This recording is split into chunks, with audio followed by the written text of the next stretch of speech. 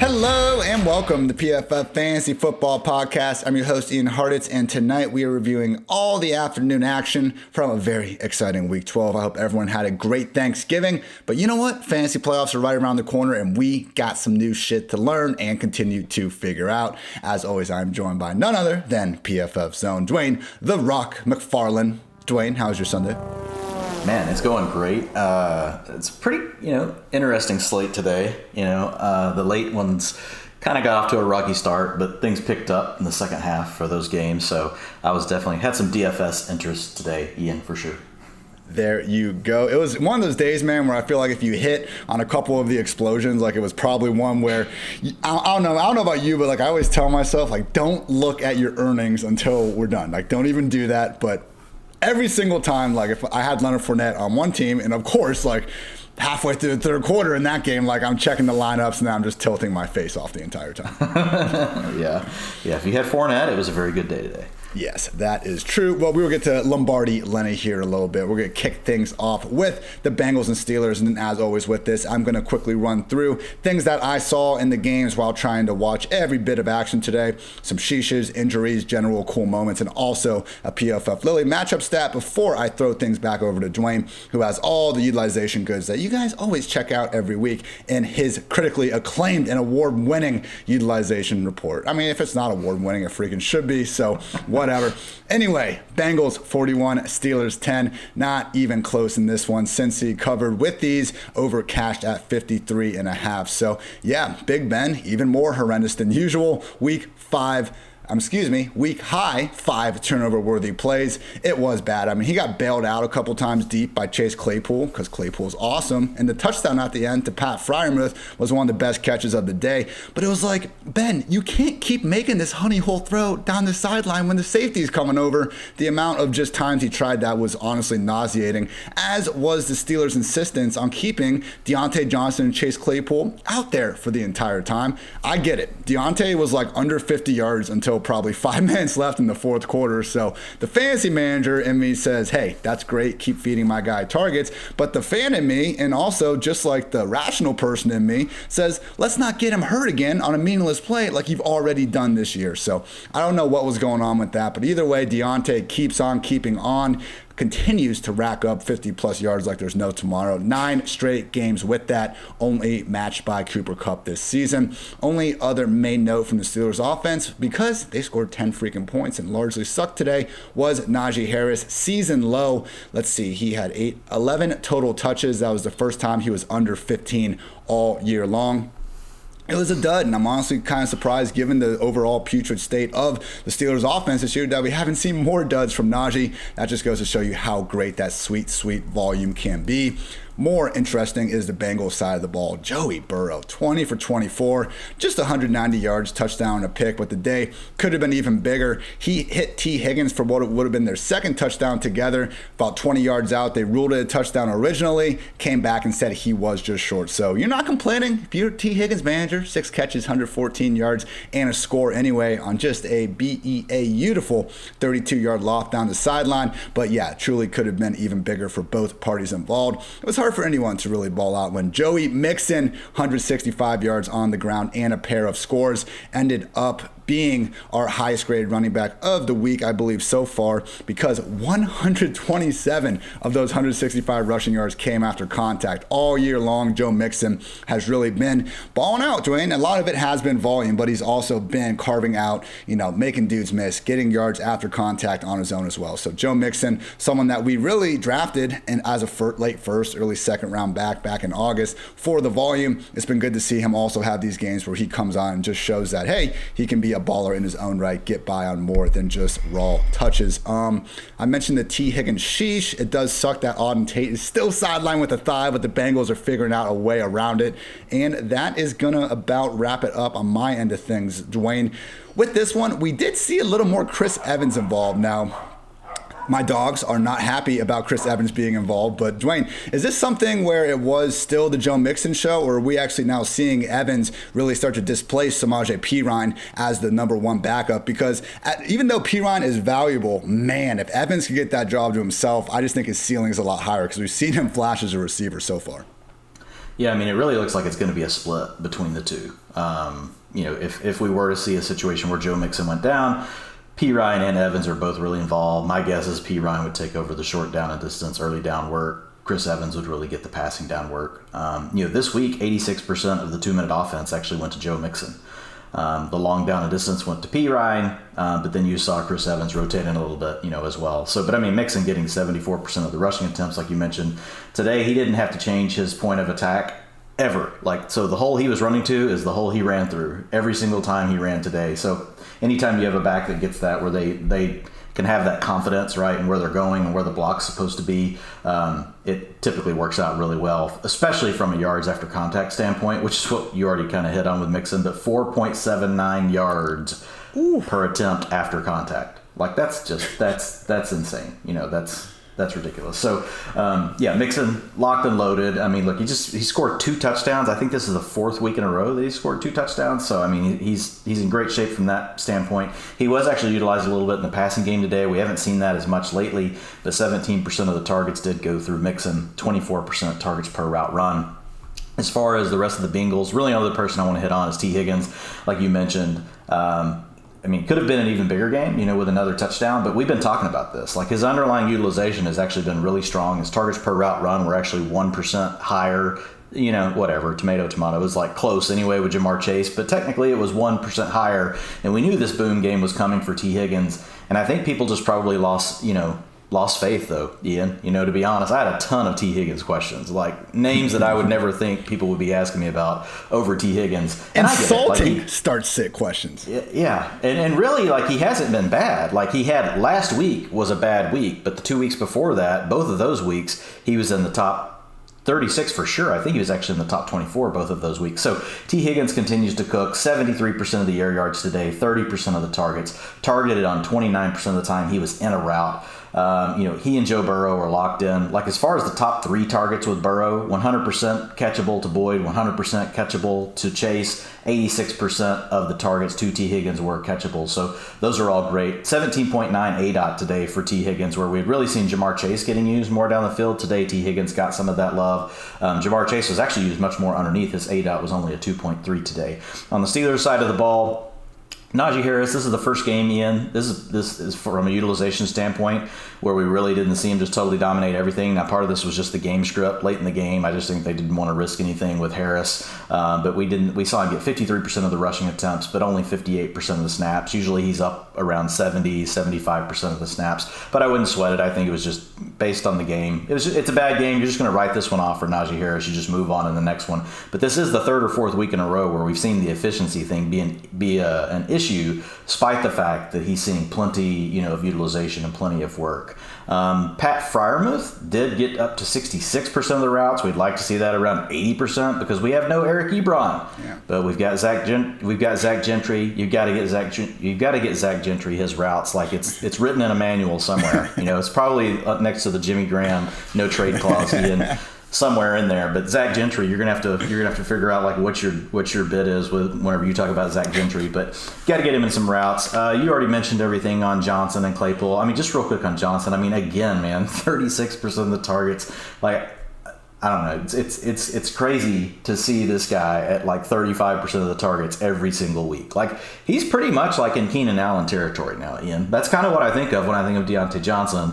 It's a guy that can get open underneath, intermediate, tough to handle in man coverage, knows how to sit down in the zone, and his quarterback is in total lockstep with him. So Deontay Johnson, like, for those of you that are still wondering, like, oh, well, Deontay Johnson, like, I think the comp really is Keenan Allen. Like, that's who I would comp him to from the way he gets used and stylistically the way he plays. Not quite as big as Keenan Allen, but probably a little faster than Keenan Allen at this point in his career. So if you've got Deontay Johnson on your fantasy squad, despite the fact that Ben has been playing terrible and the Steelers are struggling, like, he just comes through every week because of this target share. 13 plus targets in 6 of his last 8 games. These are astronomical. Dwayne, we finally saw T. Higgins come back around. Obviously, Chase didn't have the day a lot of people were hoping for. Only 3 targets, though. I get it if we don't want to rank him like as a legit top 6, top 8 receiver for a little bit. Still an every week starter at worst, upside wide receiver too, though, right? Yeah. We know he can come through. I mean, and I was actually looking at a bunch of this stuff on Chase. And we talked about it a little bit last week. He is a little bit more of a boom bust type play. We've just been fortunate. We've not had many big busts, right? Typically, he'll still come through with at least a wide receiver 3 output for you on the games that he doesn't hit. So this will really be one of those first games where, you just get the 3 catches for the 39 yards. He's probably not, he won't be in the top 36. So he was kind of due for one of these. Like, it's going to happen. We can't expect these players, to just never have a complete dud. So to be honest, it's like, get your dud with Chase out of the way and let's just move forward. And next week he could be in the top 6. To Dwayne's point, worst performance of the year was wide receiver 39 back in week 2. He has finished inside the top 31 wide receivers in every other game. Chill out. We got the Higgins bounce back. Chase, I'm sure, won't be too far behind. Dolphins took down the Panthers 33-10, covering as a 1.5 point dog. Over cashed easily at 41.5 after free falling throughout the week. Yeah, not great with Cam. Tough to say he was too back after this one. It started out well, Dwayne. They got down by the goal line. Cam punched it in. He threw a 64-yard bomb to DJ Moore. Vibes were high. Things were looking good. And the man just really couldn't complete any passes after that. 5 for 21, just 92 yards on the day. Pair of interceptions that even a stan like me would be hard-pressed to blame on anyone other than Cam out there. So eventually did get replaced by PJ Walker. We need to see what's going to happen moving forward. I would think that Cam won the job and might have a little bit longer leash, but we'll need to pay attention to what Matt Rule and Joe Brady are saying throughout the week in this one. At a minimum, that low-end QB1 tag we were hoping to ride with Cam for most of the year is probably going to need to get back down to QB2 territory just because we know that leash might not be as long for him moving forward. So just a really rough day. PFF's lowest graded quarterback on the week before Sunday Night Football. And yeah, at least DJ Moore did get over that 100-yard mark, had 10 targets on the afternoon. But Dwayne, at this point, he might be the only guy we can use in this offense, period. Robbie Anderson was again a ghost. Terrence Marshall was a healthy scratch at this point. And our guy, Christian McCaffrey, unfortunately suffered an ankle injury and was wearing a walking boot on his left leg after the game. Did not receive a single second half touch. So that's why CMC busted. So please get better, CMC. Hopefully this will be the only true dud of the year for Cam. But hey, we don't know, man. It makes sense that someone that just came off the street a couple weeks ago probably isn't going to be 100% upside each and every week. We will see what happens in future matchups. But shout out to our guy, at least a guy, Tua, another efficient day. I mean, you look at him, he's only had 10 total incompletions over the past 2 weeks. I get it, his average target depth, you're going to see, right there with the Jimmy Garoppolos of the world. But you know what? Behind, again, the single worst offensive line in the league in pressure rate, it's not really the worst offensive strategy when you got guys like Jalen Waddle to help turn little gains into big ones, Dwayne, which was something we've been waiting for him to do all year long. Did that today, busting a slant 57 yards. Not quite in the house because maybe one of the only guys in the National Football League and Dante Jackson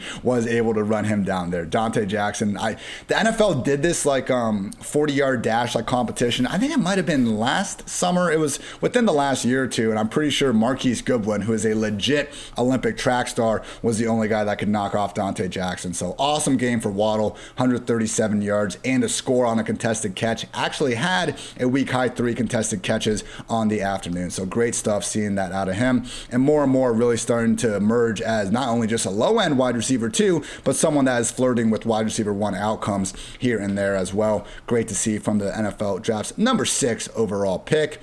And Myles Gaskin, can't forget about our guy. Even week, didn't even matter. He whipped off 2 touchdowns. They like to use him in the Wildcat by the goal line, which, hey, it worked, so screw it. Keep doing you. He'll continue to be a volume-based RB2 for as long as Malcolm Brown is out. I mentioned the CMC injury. Final note I had here is our PFF Lily stat. Goes to Jalen Waddle, on pace this year. 17 games, so cheating a little bit compared to what we've seen in the past, but still 109 receptions, 1,075 yards, and 7 total touchdowns. Great year to be a Jalen Waddle fantasy manager. But Dwayne, we did see not Duke Johnson, unfortunately, but a different running back start to really make his name in this Miami backfield. That is Phillip Lindsay, had 12 carries in this one. It did seem like a lot of it, though, was coming in garbage time. This one was 33-10. Again, and the Dolphins held a 21-10 lead at halftime. So I know it's Sunday night. I'm not sure if you've had a chance to really dig into the quarter-by-quarter splits. Everyone can check out utilization report for that information, usually out on Tuesday afternoons. But Dwayne, did you get any real details about Gaskin's workload because as it stands, man, the way things are going, he's becoming more and more of an auto start by the week. Right. Yeah, you saw Lindsey get 32% of the rushing attempts today. So I'm pulling it up right now. In the fourth quarter, hang on, let me switch over here to. And just so everyone knows, Salvon Ahmed was healthy. It was active this game. He was healthy last game, but he was scratched. They had Patrick Laird and Duke Johnson running out there instead. So the Miami backfield of the week was Gaskin, Lindsey, and Ahmed this time. Yeah, so Lindsey had 12 attempts on the day. 5 of those came in the fourth quarter, so almost half of them. If you look at him in the third and fourth quarter, because this game was kind of out of hand pretty quickly. So 10 of his 12 attempts came in the third and fourth quarters. So pretty much, you know, in those, and I think that whole time, I'd have to go back and look for sure, but I'm pretty sure the Dolphins were ahead by 10 or more that whole time because this game was out of hand early. Yeah, so we'll have to keep an eye on it, but it does look like it might have been just more of a closer kind of thing, giving Gaskin a little bit of, rest. But, I think we could argue Lindsey's probably, I would think he's the second most talented back on the offense now. So I still, even though this was just closer time, I wouldn't worry about it so much as hurting Gaskin. But I do think that if you're going to roster in a deeper format, like another back on the Dolphins, like the only one worth doing is probably Lindsey. The others can all, you're not going to keep them on your roster.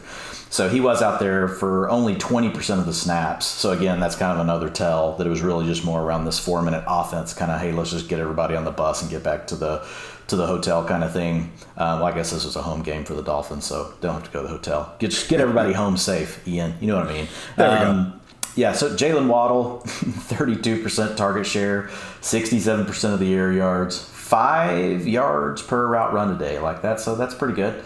Operated mostly from the slot again, 56% of his time. 0 shots down the field, no targets over 20 yards, but he did a lot of it today, obviously, on yards after the catch. He averaged 8 yards per reception after the catch today. So Jalen Waddle was doing Jalen Waddle stuff that we saw at Alabama, and we're finally starting to get to see some of that. It's 2 weeks in a row where we've really seen him, kind of pop from a standpoint of just watching him, play and seeing that speed. Mike Gesicki was out there 89% of the routes. Unfortunately, just didn't come through in the box score today. 3 targets, 17 yards. But again, there's 2 targets on this team. It's Jalen Waddle and it's Mike Gesicki. So, you're just going to stick with it. This can happen. But he's playing plenty, and it's a team that passes all the time. So I know it sucks. But these are the kind of players that are tough to get off of, right? It's one thing if we see a player going down and their utilization and everything else is going down too, and that's like, okay, fine, we're done. But this is truly the type of tight end where when you're looking at it, it's like, okay, it's eventually going to come back around. He's going to have some huge games still coming down the stretch. I know that it's tough to kind of make your way through these. On the Panthers side of the ball, Ian, so here's the development. So we know McCaffrey is in the walking boot. And I don't know that we're going to see the same thing that we saw early in the year from Chuba Hubbard. So today it was really all about Amir Abdullah. So you had the Panthers trailing. So yeah, we're going to see more of, Chuba Hubbard whenever they're not in just a trailing game script. But the bottom line is we know that both of these backs are probably going to be game script dependent. So Abdullah was out there for 100% of the 2-minute offense, 73% of the long down and distance. He actually handled 75% of the short down and distance, was in a route 57% of plays. So really, he's the guy that might have the more insulated role moving forward. It could still be Chuba. We'll have to see. My gut is that Chuba will still start games, and he'll probably be handling most of the early downs. But if things get out of hand, I think we could see things go to Amir Abdullah, and we could just see Abdullah pretty much handle all the passing down work.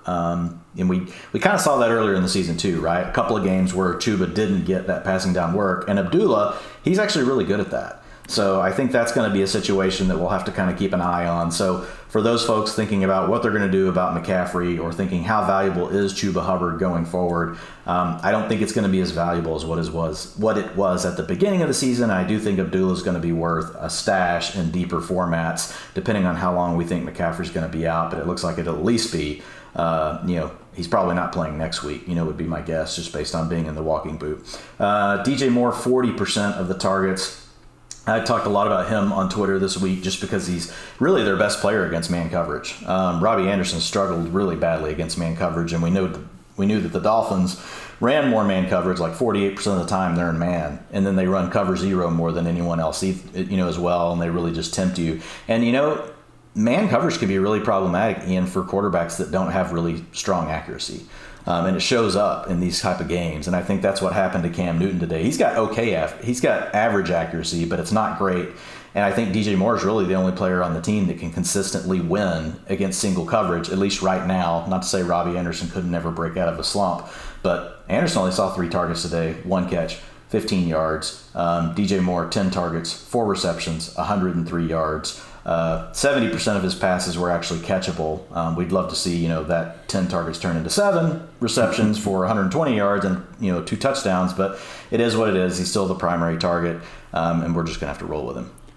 Yeah, it's a great point about Chuba and Abdullah, because Abdullah wasn't even Chuba and Abdullah, kind of rolling off the tongue there, Dwayne. But Abdullah wasn't even on the Panthers until week 7. So a lot of that stretch that we saw Chuba balling out in, he had Rodney Smith in the backfield with him, who was stealing most of the pass down work. And then Rodney just got waived kind of midway through the situation. So the only actual game where we had Chuba and Abdullah both on the field at the same time, I mean, Chuba still racked up 24 carries, but this was in a 19-13 win over the Falcons. He actually only played 55% of the offensive snaps. We were seeing him up in the mid-60s a few weeks before that. Without Abdullah, only had 2 targets in that game, whereas Abdullah happened to have 5. So I think you're right, man. I think Chuba will be the preferred ad, but it's going to be tough to rank him even like in the top 15, I think, depending on how some of these injuries shake out. Certainly not an Alexander Madison type, as we'll get to in the Vikings game.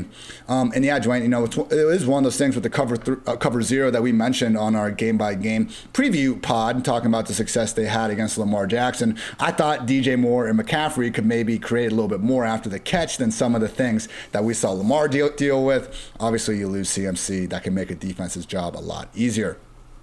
Patriots took down the Titans 36-13, covering easily as a 7.5-point favorite, over cashed at 43. Mac Jones, 310 yards, 2 touchdowns, and no, I was not that impressed, everyone. It just wasn't that big of a deal. I'm sorry, Mac Jones. We will crown Mac Jones when he deserves to be crowned. It is not that time. Both touchdowns, I thought, were fully due to Kendrick Bourne. The first one was a good ball from Mac. It was a nice fade in the back corner of the end zone. Bourne still had the Massa guy. And then on the second one, it was a crosser where Bourne made no less than 2 or 3 guys miss the tackle before he found his way into the end zone. So great game from Kendrick Bourne. We had a nice pass to Jacoby Myers down the seam for 38 yards, but man, oh man, Hunter Henry was wide open for an easy 30-yard touchdown, and Mac just sailed it. There's another goal line opportunity where Mac just wasn't able to hit him as well. And it's just one of these things, Wayne, when you watch it, why does Nick Folk keep winning? We don't talk about kickers on this podcast. It's just a personal thing with me. I appreciate everyone respecting, just that personal belief of mine. But Nick Folk's out here attempting 6 field goals again because Mac Jones is usually content to take 5 yards when the offense needs 8. That's our short of sticks note, and that's just the way things are going. Look, the Patriots are 8-4. They just won by 23 points. Mac Jones is playing winning football, and that's great. I just don't want to put him in the conversation with the true elite of the league's QBs, because watch one game and you will know there's a difference between what Max asked to do and what someone like Aaron Rodgers is asked to do. So maybe I'm being a little too rough, but either way, this is a fantasy podcast. It's going to continue to be tough to trust him more weeks than not, because again, this offense at its core wants to run the ball between Stevenson, Damian Harris as much as possible, and Mac just gives us such a low floor when he is not going to be throwing for 300 plus and multiple touchdowns, which he did today, but hasn't made a habit of this season. But with that backfield, Damian Harris did score the group's touchdown, ended the game, bullied his way into the end zone. Stevenson had a really nice run in the fourth quarter himself. Unfortunately, Brandon Bolden once again lowered the ceiling and floor alike for both these guys, catching all 4 of the backfield's targets for 54 yards himself. Right now, like Stevenson and Harris, they're in a, I think, better overall situation than the Broncos. They are in a better overall situation, but we got to kind of think of them like Melvin Gordon and Javonte Williams. They are splitting up the early down work. The problem is they're not even getting the receptions at this point because all that is going to Brandon Bolden. I do agree that Stevenson continues to have the higher overall ceiling because he will be used in the pass game occasionally, more so than Harris, but even then, both of them have one target in this one. So moral of the story, we're feeling good about these RBs as RB3 types. Kendrick Bourne is slowly starting to creep his way into maybe low-end wide receiver 3, upside wide receiver 4 territory. Same kind of goes for Jacoby Myers, but it's just shocking that we have this Patriots offense proving they're a top 10, top 12 scoring unit, and we can't get more out of them in fantasy land. But that's just the way the cookie crumbles sometimes with the Titans. I mean, it's just tough to expect anything from this offense. No Henry, no AJB, no Julio Jones. Just wasn't anything going on here. Tannehill did throw a short touchdown to Nick Westbrook-Akini, and that was it, man. Like, he caught that little Michael Thomas I asked Mike Renner. It's called a shield screen. You know the one I'm talking about, where the wide receiver comes running in at like the 1 yard line and they just immediately throw him the ball and he scoots in. That's called a shield screen. That's the cool little football lingo for that. So learn something new today. Hopefully you all did as well. So that was the score. Otherwise, we had a Dontrell Hilliard 68-yard touchdown before the half, where it seemed like the Patriots were just surprised the Titans ran the ball in the first place. And then Deontay Foreman had a nice 30-yard run in the second half, but he actually had the ball knocked out. So Dwayne, this is where I'll throw it over to you, because we had Foreman, 19 carries, 109 yards. That's good. But once again, we had Dontrell Hilliard racking up 12 carries, stealing away all the pass down work. And we even got something named Kiri Blasingame also getting some touches as well. That name actually does ring a bell from some of the degenerate preseason, maybe it was even XFL days there. But yeah, what's going on with this backfield, Dwayne? Because no McNichols still, and AP was out of the picture this week. Well, I think it's pretty much what we thought it was going to be. The early down work went to Foreman, but most of the passing down work went to Hilliard, including the 2-minute offense, which is what happened. 100% of the 2-minute offense went to Hilliard, 60% of the long down and distance, 37%. 35% of the rushing attempts, but then Foreman had 51% of the rushing attempts, but only 30% of the long down and distance. Didn't play any in the 2-minute offense. So their snaps were pretty much even, 51% and 49%. Yes, they were both saved by a long run. Hilliard was saved by a long run as well. Came out in a draw play, and they were just trying to get a quick first down, and credit to him. They left it wide open, and he just took it all the way to the house. So I think it's a situation where we know that the Titans want to run the ball enough that we can probably treat these guys as like RB3s. But we just, as long as we don't get McNichols back and then he gets involved too. But we won't know that until we get McNichols back, right? And so if that happens, it's just going to be a situation we'll have to completely avoid. If it doesn't, we might be able to get a little bit of use out of these Titan backs moving forward. To me, Hilliard is the better play, and just because in PPR and half PPR formats, because you're just hoping that, man, no matter what, if you can just give me 2 to 3 receptions like that really helps me a lot. Now today he didn't really do that well. He only had 2 targets, 1 reception for 2 yards. So luckily he scored that long touchdown run. But he was out there. He was the one running more routes. 58% of the time the Titans dropped back to pass, he was actually in a route versus only 35% for Foreman. Really nothing else to talk about on the Titans. It's really a hodgepodge at receiver that there's really nothing to talk about. I don't know what else to say. The offense looks terrible. Ryan Tannehill didn't even get to 100 yards passing, I don't think, today. Nope. If I remember correctly. 93, Dwayne. Yeah, bad day. And look, man, this is what happens. Like when you lose Julio Jones, you lose A.J. Brown. Those are just really tough things, to deal with. And so it was interested that we didn't see Golden Tate, up for the game. So we'll see what happens with him. Not that Tate's gonna save the day or anything, but he is a player that could get a little bit more involved, and we'll get Julio back here. I think he's actually eligible to return next week. Bye week next week, so honestly could not come at a better time for this whole team. Yeah, for sure. And they're still sitting in a good spot as far as playoff positioning goes. Get healthy, get things right, and let's see what can happen. On the Patriots side of the ball, you nailed it with these are all RB3s. And it kind of stinks because really Damian Harris had made his way into that mid-range RB2 and before the injury. And now it really is a situation where Ramondre Stevenson is playing a lot as well. We've got the true even Patriot split going on. Snaps 37% to Harris, 33% to Stevenson, 32% to Brandon Bolden. So you're just not going to want to really use any of these players. I will say Harris was at 50% of the rushing attempts, which is really, that's where he was early in the season. And then he kind of got up to where he was around 65% of the rushing attempts. So I do think, like, if you had to pick one of these players that you're going to use, I still would lean to Harris. I agree with what you said. Stevenson could get utilized a little bit more in the passing game. But at the same time, I think it's going to be very hit or miss, just like what we saw today. He only had 1 target and 0 receptions. Brandon Bolden, like you already mentioned. And Bolden's out there 100% of the long down distance, 100% of the 2-minute offense. So that's really just, he is the James White replacement. So these are guys that I just really want to stay away from, to be honest. As far as the receivers go, Kendrick Bourne, didn't get to, he was just at 81% of the routes. But, man, this guy, keeps coming through with these plays. They need to find a way to give Kendrick Bourne more playing time. I don't know why you must have Nelson Aguilar out there. I'm pretty sure Kendrick Bourne can do everything Nelson Aguilar can do and more, and your quarterback has way better rapport. Bourne, it's these hit or miss things, because we'll also have weeks where he doesn't even get to 60% of the routes because the Patriots are so game plan specific. They know what they want to do against different teams. Their plan today against the Titans was really to spread them out and use their 3 wide receivers more. But next week, it could be, we're going to come out with 3 tight ends, and you'll never even see Kendrick Bourne. He might get to 50% of the routes. So he's a tough player to trust.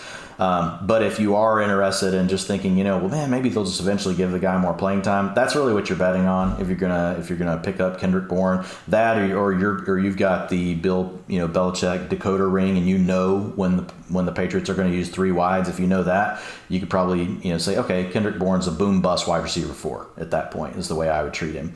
Jacoby Myers, he's really the only asset right now that I can think of that I would even put in my lineups, that comes from the Patriots team. And I'm not super excited about it, but he's the leading target on the team pretty much every week. 25% of the targets, 47% of the air yards. Got the lineup from the slot, 70%. And actually had 25% of his targets today were over 20 yards or more, which was really nice because we haven't seen that as much.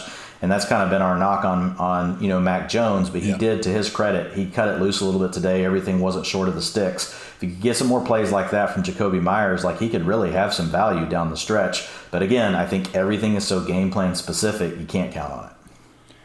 Quickly to end this with Harris and Stevenson, this has been ideal game script for them for the last month and a half too. The Patriots are on the 6-game winning streak now. They've won 5 of those games by 18 or more points. They got the Bills next, then they got a bye. They're gonna have the Colts, Bills again, then the Jaguars. There's a real chance that 3 of those games, excluding the Jaguars, obviously, are more of a back and forth game. Dare I say, the Patriots have to play from behind a little bit. And then, we're looking at 5 or 6 potential touches for those running backs. They're playing great on offense. Maybe they can bully their ball ahead. I know I saw what Jonathan Taylor did to the Bills. I'm not saying you can't start them, but yeah, it's going to be tough for either guy to get into RB2 territory without an injury occurring. Giants took down the Eagles in an ugly NFC East battle, covering as a 3.5-point favorite with their 13-7 victory under cash with ease at 45. Another week and just more and more sheeshes for the Eagles, more than any other team throughout this entire year. Do we have just bonkers stuff going on that if you only look at the box score, you really wouldn't notice? Jalen Reagor, man. If he's not benched after this one, I'm not exactly sure what you need to do to get benched, because he had not one but 2 chances in the final minute to win this game for the Eagles. The first one, beautiful potential 38-yard score from Jalen Hurts down the sideline, hit Reagor in the helmet/hands. And then on 4th and ball game, Hurts is able to scramble around a little bit, give Reagor a chance at the goal line. Once again, hits his hands at the 1-yard line, not able to come down within end of the game. So yes, Reagor had a week high, 125 unrealized air yards, but when you're the sole problem for those air yards occurring, that's a bit different than getting wide open and having your quarterback miss you. So no, we will not be going back to the well. We weren't in the well in the first place with Reagor. Lord knows we're not going to jump down that thing after this performance. So unfortunately, it was Reagor getting the 7 targets. Our guy Devontae Smith only 4. Was having a nice stretch going on there, but again, it's been over a month since this guy has had even more than 6 targets in a game. He's a great receiver. Hurts is going to throw for more than 129 yards, more weeks than not. At the same time, this is a floor in what's become the most run-heavy offense in the league in Philadelphia. The Miles Sanders stuff is really annoying once again this week. Boston Scott, 15 carries, Miles Sanders 9. Even though Sanders, 7.1 yards per pop. Some of that was influenced by a 27-yard jaunt. I know he got hurt. He tweaked his ankle after that 27-yard run, but he did return to the game afterwards. And based on what we saw with Kenneth Gainwell, in the 2-minute drive at the end of the game, and Scott still being involved before that, it's pretty clear this is not the Miles Sanders show, even without Jordan Howard involved. So our PFF Lilly stat is the same as it was last week, just increased. League high 108 touches for Miles Sanders now without a score this year. At some point, he'll find his way in, but man, you lose Howard from this equation, you would really think that Sanders could be featured. It's weird, Dwayne. It's like when everyone's healthy, Miles Sanders is the lead back, but all of a sudden, backups get injured, and we're all of a sudden moving Sanders down in the depth chart. So this Eagles running back room, take it from the Nick Sirianni coming from Indy first, has been more muddled than just about any situation in the league. Don't necessarily expect it to be more clear, particularly now with Sanders having to maybe play through the pain moving forward. In addition to those Rager drops, though, Greg Ward also dropped a touchdown at the goal line. So, yeah, Jalen Hurts, the 3 picks. He was only 14 for 31. Certainly wasn't a great game from him. We did get to 77 rushing yards, though, and just realized he had 2, maybe even 3 touchdowns dropped. So I'm not really too nervous about going back to Hurts down the road. With the Giants, absolutely disgusting. Nobody had more than 50 receiving yards. Nobody had more than 40 rushing yards. Saquon Barkley had an awesome 32-yard run. I was screaming, he's back in the PFF offices. Did not exactly look back with the course of the entire game. I hate taking away guys' big plays, so I'm not going to do that. But at the same time, other than that 32-yard carry, Saquon, 12 carries for just 8 yards. That's always been his game, but at the same time, when he's playing in this offense now that is at least somewhat willing to let Daniel Jones, have a little bit more of the workload. Give Devontae Booker at least a couple carries in there. Saquon is certainly looking more like a borderline RB1, low-end RB1, as opposed to the top 5 back that we're all hoping he could be at this point in the season. You're still going to want to start him each and every week, everyone. It's Saquon Barkley. He is an undisputed bell cow RB1. It's just a difference between him being the peak of his powers, which is the overall RB1, or being just another guy to start every week. But yeah, Evan Ingram, we said before this week, there's no way. If he can't make it in this game, he's never going to make it. Apparently, he's never going to make it then. No Kyle Rudolph, no Tony, no Sterling Shepard, and still plenty of problems, just 37 yards on the day. Also, didn't get that squeaky wheel get right spot for Kenny Galladay. He had his chances, man. He just kept losing at the catch point to Darius Slay, who did a great job seemingly in shadow coverage throughout the afternoon. So, Dwayne, again, we had the Miles Sanders ankle injury influencing things a little bit, but he returned after the issue. It sure looked like it was a muddled committee by the whole. Maybe we'll find out some more about the specifics of the injury early this week. Yeah, Miles Sanders didn't play in the fourth quarter, though. And then if you look at him, in the third quarter, he only played 5 plays. So he was definitely on pace more, early in the game. If you look at just the first half, he had 17 snaps versus 14 for Scott and 1 for Gainwell. And then if you break it back down by the second half, he dropped all the way off to just 5 snaps versus 20. Isn't it weird? Hold on, though. Isn't it weird that this happened last week, too, but with a fumble thrown in, so we don't have these clear-cut splits? Yeah, this week we had a Boston Scott fumble, and it did, and you thought maybe. That's so right. I think there's something to do here with Sanders' injury. I think we're going to have to see. We'll find out more.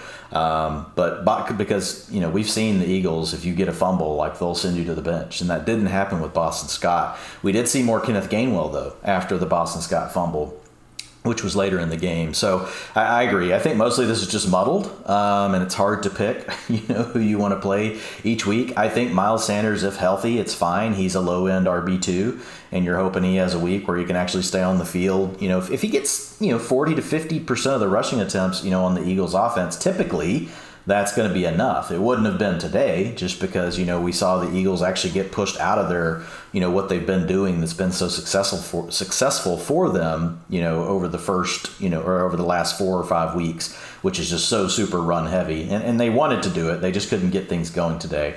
So I agree. I think it's just a situation that's pretty muddled. But Boston Scott did come through, for folks today. If you had to stick him in there because he got 15 attempts for 64 yards and he got you the rushing touchdown.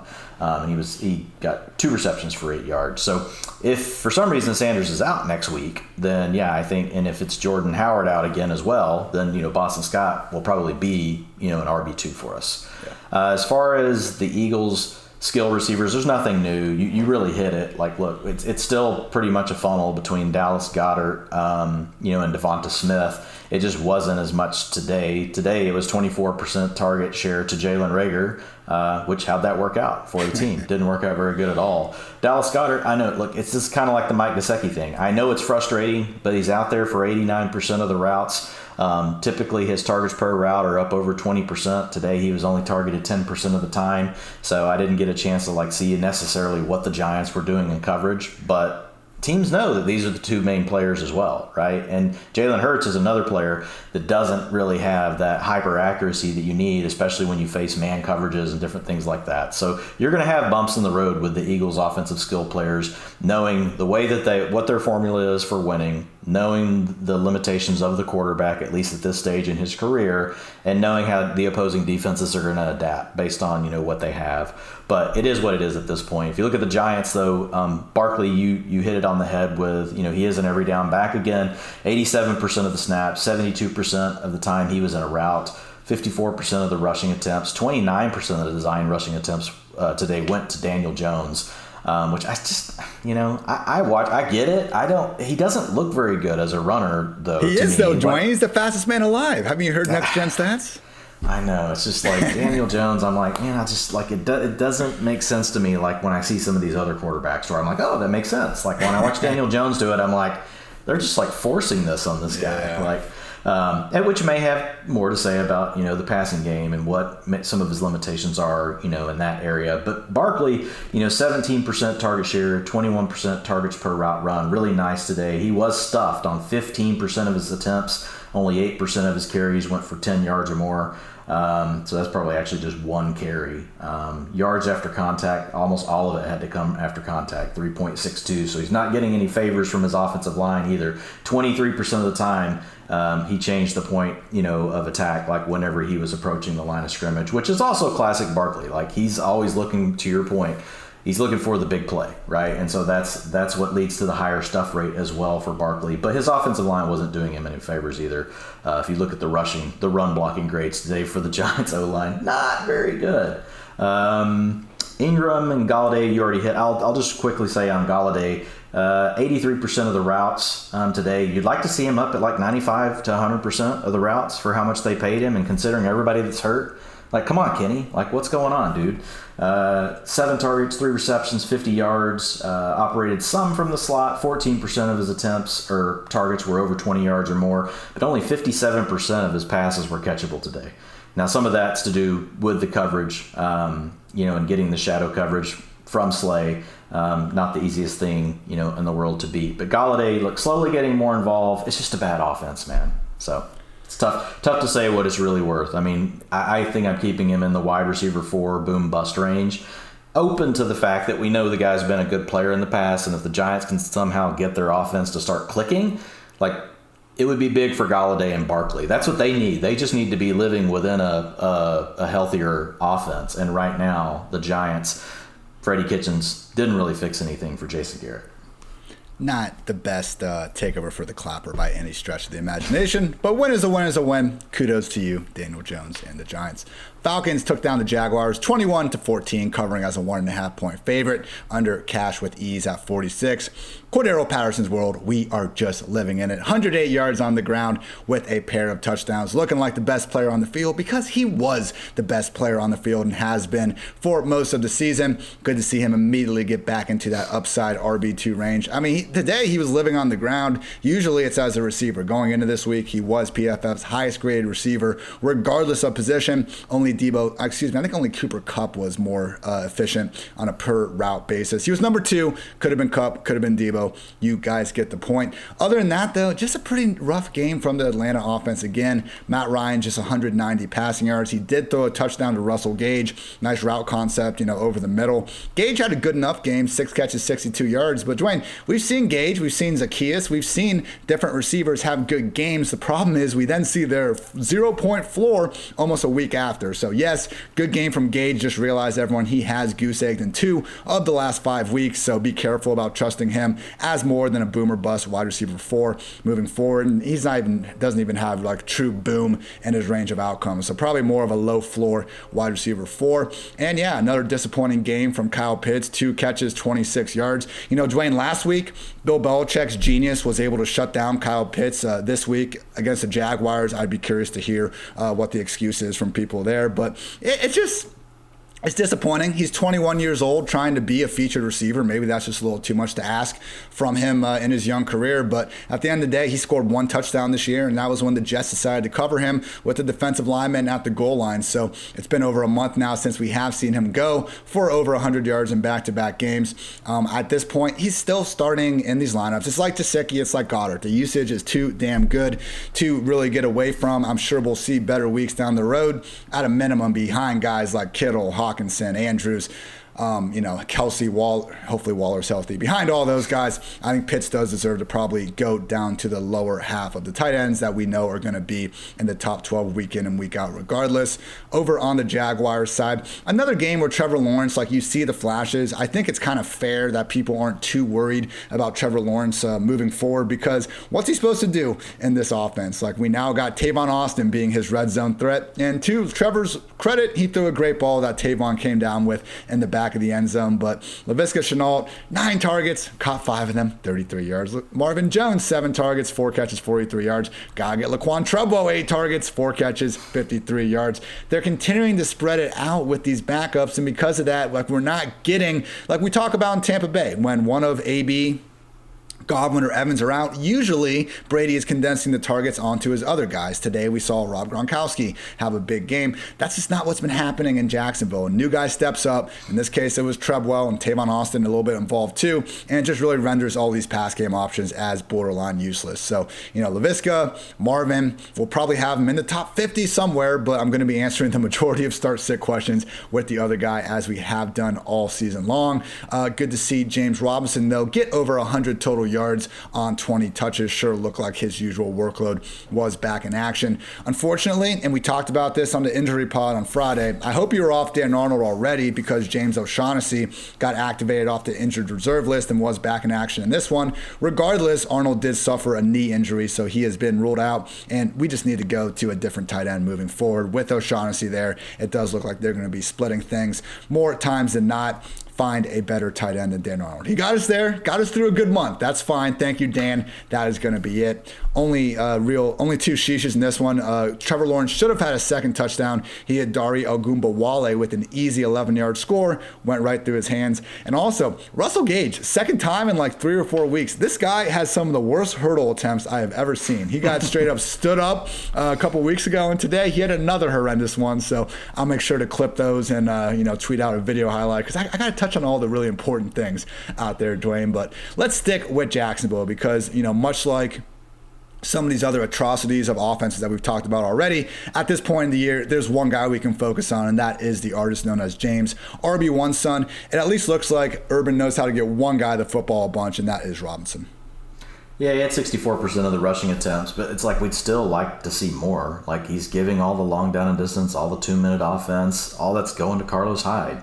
82% of long down and distance, 82% of 2-minute offense to Carlos Hyde. I don't understand it, but it is what it is. You'll take the 65% of the rushing attempts, and even though he was not in as many routes as Carlos Hyde, 40% versus 47%, his targets per route run were 24%. So when he's on the field, they are continuing to try to utilize him in the passing game. So he had 11% target share today. On his way to 86 yards rushing. He did have a fumble today, so that could have something to do with it, as well. There could be a little bit of, there's maybe some period in there in the game where it was kind of like, hey, go sit on the bench. We're going to give Hyde these 2 games. I haven't been able to look exactly when the fumble occurred and then what happened to Robinson, like in the couple of drives after that. I'll have to look at that tomorrow. But he did have the 3 receptions for 29 yards, so that was good. O'Shaughnessy was out there for 82% of the routes. So if Dan Arnold is out for a while, he could become kind of a streaming option, low-end streaming option. Laviska Shenault did get to operate back inside again. 71% of his routes today came from the slot. 13% of the targets he saw were of 20 yards or more, which was the lowest on the team. Really, Marvin Jones and Treadwell were stretching the field out more. 43% of Marvin Jones' targets came on passes of 20 yards or more. So 6.8 yards after catch, per reception today for Shenault, but he didn't really do much. 5 receptions for 33 yards on 8 targets. So kind of spread out across all 3 of these guys. Each of them was right around, you had 21% of the targets to Shenault, 21% to Treadwell, 18% to Marvin Jones. And when it's in an offense like what we're seeing with the Jaguars, it's just kind of a big no thanks, for me, Ian. But I know some folks were excited about Shenault, so I wanted to throw out there, yes, he was working back in the slot.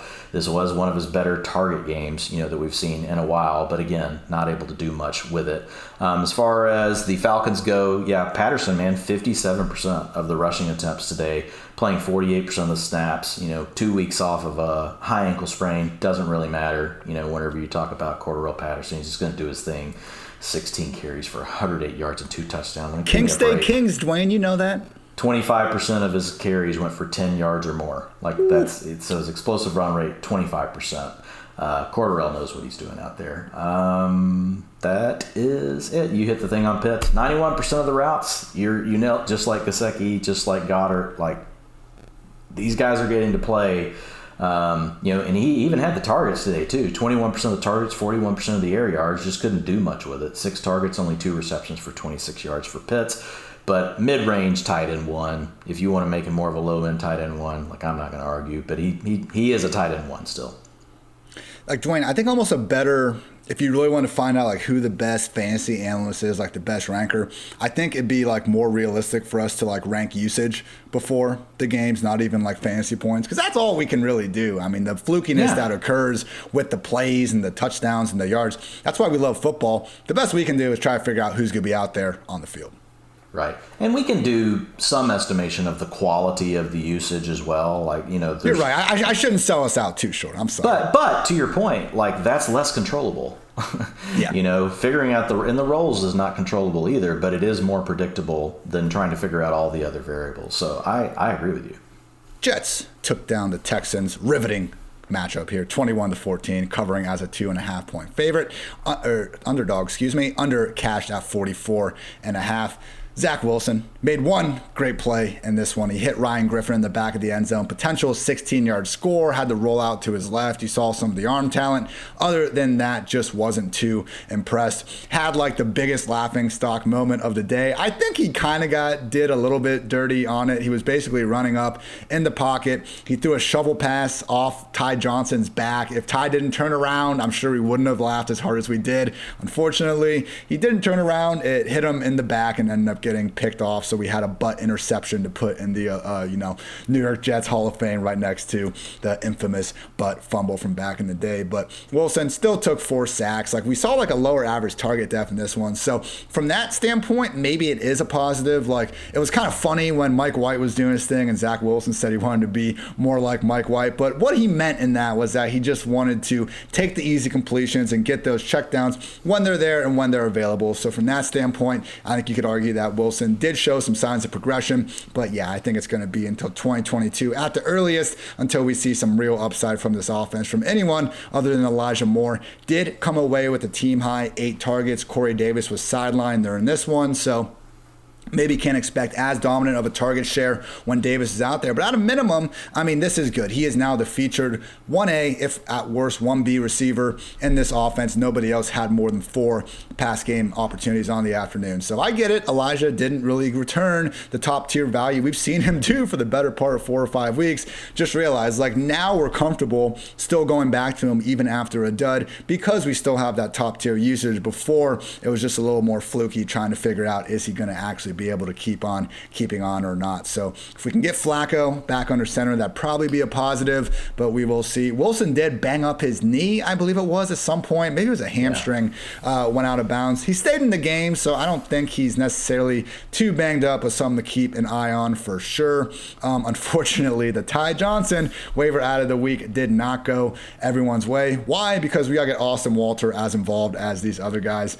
Truth be told, yeah, we had no idea Walter was even going to be out there involved. It sure seemed like Tevin Coleman and Ty Johnson were being set up to be the top two guys because they've been the committee guys all season long. But I guess the Jets took a page out of the Eagles playbook and just decided to switch things up just for the hell of it. So Tevin Coleman actually ended up leading the way, team high 16 carries, but Walter snaked away the goal line touchdown.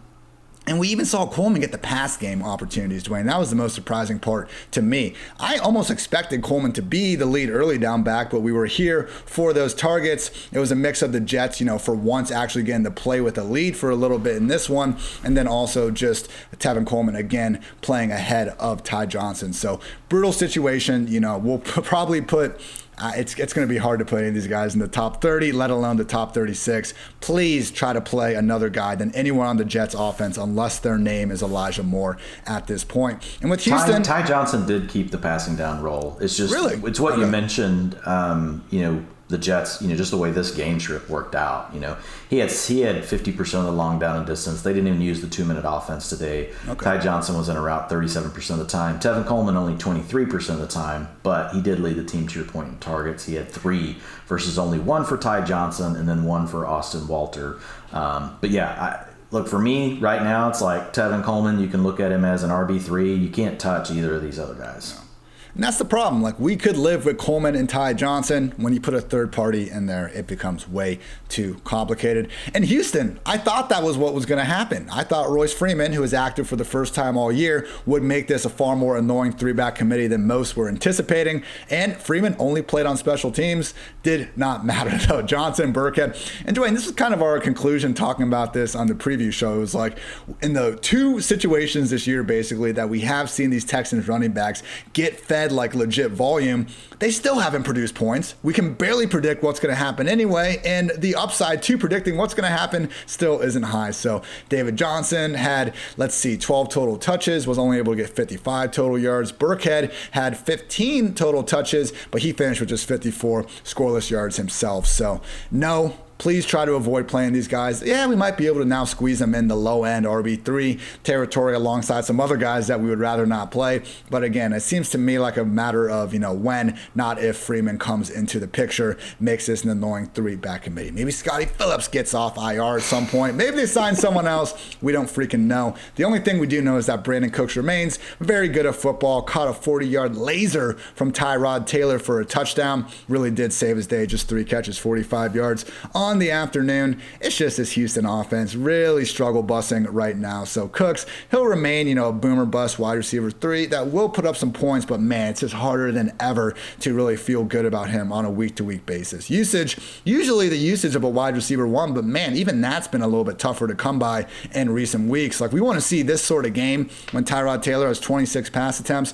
We want to see Cooks pushing for double-digit targets, not tied for the team high with Nico Collins and Danny Amendola. So we want to start Elijah Moore more weeks than not. He's not a must start necessarily, but he's someone that's probably going to be a top 30 wide receiver more weeks than not. With Houston, okay, if you're in a pinch and you just probably need to start Brandon Cooks, that's fine. Otherwise, please just avoid these offenses. So only note I will make with Elijah Moore, and we saw some of this today, he hasn't been getting helped out a lot this year because 9 rookie receivers have more than 15 targets. He is dead last in catchable ball rate at just 66%. So Dwayne, let's start things off with this new, we're going to have to touch on both backfields here. Sorry, I know these aren't I think we hit the Jets. Most fun situations. Okay. Yeah, no, I jumped in with you on the Jets, so I think we hit everything there. But yeah, look, if you need someone to fill in for Deonta Foreman or Dontrell Hill or Hilliard for you next week, Ian, here you go. You get Rex Burkhead or David Johnson. So if you've got those 2 guys on great. Yeah, no, but it is just a split backfield at this point. Who knows, like you said, if it will change. 52% of the rushing attempts to Burkhead, 43% to David Johnson. Snaps, 61% to Burkhead, 39% to David Johnson. I really thought that would probably be the opposite. I thought that would be the other way around. But it's still pretty much a split backfield. Like you said, 12 rushing attempts for Burkhead, 10 for Johnson, 3 targets for each. So they were really close. It's kind of this even thing. But it's a bad offense. So it's really you're just trying to put a Band-Aid over your RB2 spot and just say you're just praying for 10 points. That's all you're looking for if you start one of these two players. And if you get the 10 points, you feel really good about it, and you're just happy that you didn't just get 5. As far as, and that's really it, other than, real quick, I'll hit on Elijah Moore in a second, but Brevin Jordan, I know we have folks that are big dynasty players that listen to the pod as well. 62% of the routes today. So that was number 1 on the team for tight ends. Actually saw 12% of the targets, targeted on 16% of his routes. So he's a guy that's been getting more and more involved. And when they get in long down and distance and they get in 2-minute offense, when they know they want to throw the ball, Brevin Jordan is the player that's getting on the field. He was out there for 89% of the 2-minute offense and 83% of the long down and distance. So positive signs for the rookie, not something you're going to use in a redraft league unless you play in like a 25-teamer, and you flex 3 tight ends every week. Then you might use Brevin Jordan. He could be a little higher than that, but overall it's just really more of a dynasty thing. As far as Elijah Moore, man, 97% routes per dropback. So elite. That's where you need to be. 35% target share today, 47% of the air yards, 30% targets per route run, 1.7 yards per route run, despite the fact that the quarterback struggled most of the day. Zach Wilson's passing grade was a 49.4 today, PFF pass grade. So Wilson's still struggling, but Elijah Moore is out there enough. So we've seen him go from 60% of the routes to 81% last week, now to 97%. So we'll see what happens when Corey Davis comes back, because we know Keelan Cole is really the guy that rotates with Elijah Moore. So we could see him dip back down into that 80% range. We'll have to keep an eye on it. Buccaneers took down the Colts, won probably the best game from the 1 p.m. slate, 38-31, covering as a 3-point favorite, over cashed at 53.5. Honestly, a game, the Colts led 24-14 at halftime. Going to be tough to win when you have 4 second-half turnovers, though. Credit to Carson Wentz, though. 3 touchdowns, 306 yards, had 2 picks, had 3 sacks. We saw some lows, but this was the first game that we've seen him really have to go toe-to-toe for a while, and he was able to do that for a lot of the afternoon. Only one of those lost fumbles was on him. We also had Zach Pascal and Nyheim Hines put the ball on the ground and not manage to get it back in their possession. The touchdown, 62-yard pearl to Ashton Dulin down the middle, hit him in stride. Truly, Carson Wentz, he's putting together a nice little deep ball compilation this year, particularly if you include some of the PIs out there. Also hit Jack Doyle for a wheel and a clutch throw to T.Y. Hilton for a score right before halftime. Unfortunately, the one guy that you, me especially, were hoping that might ball out in this game if they did get this sort of game script, Michael Pittman, couldn't quite get it done. 10 targets. He was the featured receiver. Zach Pascal had 7, Doyle had 7, but it was Michael Pittman as the one, just couldn't fully come down with it. 53 yards. Only Jalen Reagor had more unrealized air yards on the week. With Wentz, one of those interceptions was a bomb to Pittman that I actually thought was a good throw. He gave Pittman a chance to go up and get it. Antoine Winfield Jr. just went up and stole the ball from Pittman and won at the catch point. So don't want to see that. Pittman will have better games, but it was disappointing to see him get the volume we wanted here, just not quite be able to come through with it. Jonathan Taylor, coming off the 5-touchdown game, heard around the world, still managed 83 rushing yards and a score, 14 receiving yards. Wasn't quite able to keep that wild 100 total yard streak going, but come on, people. We can get 20 touches, 97 yards, and a touchdown, and it feels like a massive disappointment. That's pretty good in fantasy land. Only big suggestion here would be don't chase this Jack Doyle, 81 yards and a touchdown. We still got Mo Alley Cox there. We still got Kylan Grant's in there. This happens in Indy. A tight end periodically goes off. But Carson Wentz had 44 pass attempts this week. Last week, he had 20. So I'm not saying it's always going to be 20, but it certainly isn't always going to be 44. And I would take, that bet far closer to 20 more weeks than not. over with the Buccaneers. Brady just really didn't look in his element for a lot of this game. I think the Colts did a good job keeping him uncomfortable in the pocket. He did get sacked twice, and it really turned into just the Gronk and Fournette show. Both of them had 7 catches. Gronk's went for 123 yards, Fournette's 31, and he caught a touchdown. But Chris Godwin just 24 yards on 4 catches, and Mike Evans 16 yards on 3 catches, just a combined 9 targets. So Antonio Brown is expecting to be back next week. It's going to render all these wide receivers as more so upside wide receiver 2s as opposed to upside wide receiver 1s. Only one ball to go around this offense, and we saw that today. Luckily, Lenny Fournette, Lombardi Lenny, did happen to be the recipient of that ball more times than not. Overall, 24 carries, 131 total yards. Not 1, not 2, not 3, but 4 trips to the end zone. Looked plenty fine doing it. I mean, the 28-yard touchdown run at the end to ice it was his best play, but more than anything, it's just that sweet, sweet, sweet volume. His last 15 games, including the 2020-21 playoffs, 203 carries, 921 rushing yards, 10 scores on the ground, also 69 catches, nice for 502 yards, and a pair of scores as well. So awesome stuff from Fournette. Final note is that Vita Vea, all-world run stuffer from the Buccaneers, like one of the most disgusting moments of the day, but also a reason why we got to love these football players because they truly are modern-day gladiators. His tooth went flying out when he got freaking speared in the chin when his helmet was up, and he just decided to smile off the field. That was his mouth is just filled with blood. So, my God, Dwayne, these guys truly are built different in the NFL. But yeah, man, you can kind of go where you want here. We know what we're getting in these teams. We got Fournette, we got Taylor, we got a bunch of great pass catchers. It's good to have players in these offenses, particularly the Tampa Bay. Yeah, just a couple quick highlights. Gronk was almost at 80% of the routes, which is that's great. He was at 77%. He did lead the team in targets today, 27%. You already mentioned Fournette was second. He had 24%, of the targets. And the big thing with Fournette, and we've talked about it a couple times already, is they've just found a way that no matter what way the game goes, they'll either eliminate Ronald Jones or Gio Bernard's role before they take away Fournette's role. So basically, Fournette picks up something somewhere, no matter what. Like today, we saw Ronald Jones stay involved, but Gio Bernard wasn't really out there. Gio Bernard only played, just a handful of snaps. It was 13% of the long down and distance, 1%, of the snaps total. So they didn't face long down and distance very often today. So you saw Fournette pretty much get to stay on the field all the time, 81% of the snaps, 61% of the rushing attempts.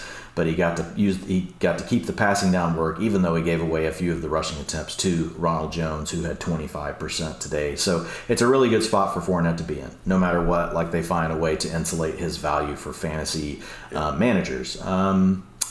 The Colts, Jonathan Taylor, 89% of the rushing attempts, still doing his thing. It was just the 2-minute offense was needed more today, so Nyheim Hines was out there a little bit more. He played 94% of the 2-minute offense, but Taylor continues to get half of the long down and distance work, which we've seen for the last couple of weeks. So he is involved in the passing game. He also still saw more targets than Nyheim Hines today, 12% versus 7%. So Jonathan Taylor's fine. This week, his point of attack changed 44% of the time, and that just speaks to the Bucs' run defense. Stuff rate was 13%, which is higher than what he's used to on his year, but still 25% of his carries went for 10 yards or more, even though he's dealing with this tough Bucs run defense, and guys like knocking teeth out, trying to stop him. So, yeah, Taylor's in a good spot. Jack Doyle, you hit on. Yeah, don't buy it. Only 47% of the routes to Jack Doyle. He's just, it was one of these weird games where he just happened to come through. Michael Pittman, 24% of the targets did lead the team. 40% of his targets today were 20 yards or more.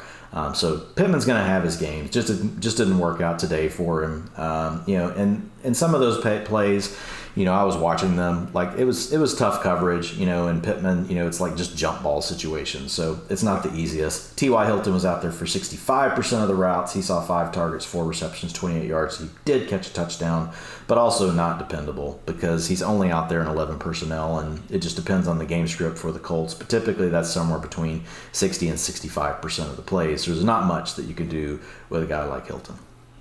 Broncos took down the Chargers as we get into the 4 o'clock games, 28-13, covering as a 3-point home dog, under cashed at 47 points. Teddy Bridgewater looked like he got hurt, and he did get hurt. He missed a good chunk of the first half with a lower leg injury, was able to return for the second half. So got to see my guy Drew Lock there for a little bit. He threw an absolute horrific interception to Derwin James, and that's why I enjoy watching Drew Lock play, because as horrific as it is, it's more entertaining, in my opinion, than a lot of these just your typical backup quarterback who never tries to push the ball downfield or anything like that. But enough about my weird, just nonsensical infatuation with Drew Lock. Teddy did have a good game here. Ran for a touchdown where it looked like he was going to go out of bounds. Managed to stay in there and score from 11 yards out. And also had a nice touchdown pass to Eric Saubert, who we are never going to talk about again, probably on this podcast. But hey, went out there, and he's done this 2 or 3 times this year now, where he gets outside the pocket and actually throws out a nice stiff arm to a defender, still keeps his feet, and throws an accurate ball downfield. So, I mean, that's the thing with Teddy. We see him hold the ball a lot, and it gets him in trouble with taking sacks.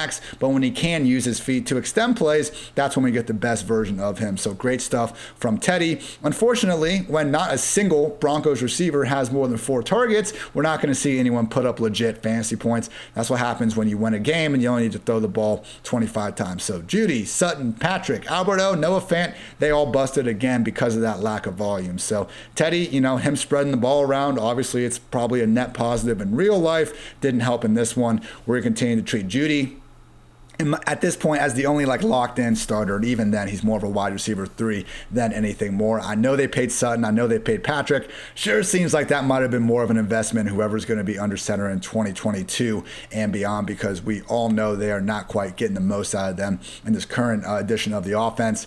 Unfortunately, but we didn't get burnt on it. This backfield split is not going anywhere. Melvin Gordon got the start. He got hurt with a hip injury on his first run, came back in shortly after like nothing happened, and continued to really play well, man, but also work, if not ahead of Javonte Williams, right in line, hand in hand. So it was Javonte with a 42-yard catch and run, 57 total yards receiving, also chipped in 54 yards on the ground and scored the group's touchdown. Just realized, don't be fooled by the Javonte Williams fantasy points compared to Melvin Gordon. This did seem to be, again, what we've seen, Dwayne, and I'm sure the utilization backs that up. How about you throw me that right now? Yeah, so it was 58% of the snaps to Williams, 42% to Gordon. So Williams was slightly ahead, but we did have the injury early in the game. But like you said, Gordon came back the very next drive, so I'm not going to count that as too much. But we saw Williams out there for 60% of the routes, only 24% for Melvin Gordon. Now, for the rushing attempts, Gordon actually did lead the team 55% versus 42% for Javonte Williams. But you saw the long down and distance swing to Williams today. 80% of the long down and distance snaps went to Williams, only 20% to Melvin Gordon. But then just to make sure you stay confused, Ian, throw your little knuckleball. 2-minute offense, 57% to Melvin Gordon, 43% to Javonte Williams. So to your point, it is still a mix, but it is the second time, right, in the last 2 games where we actually have seen Williams lead from a snap count standpoint, and really from an overall touch opportunity. They still stayed close, but we are seeing Williams take, a slight edge. And look, just getting Williams an extra 2 to 3 touches per game is, I know it doesn't feel like a lot, but with a player that has the ability he does to create these big plays, and we saw it again today, 14% of his carries went for 10 yards or more. If you look at his stuff rate, Gordon, they're the same, 7%, 6%, they're right there together. Missed tackles forced, though, per attempt, 29% for Javonte Williams and 6% for Melvin Gordon. So slight edge to Williams, but to your point, still very much a committee.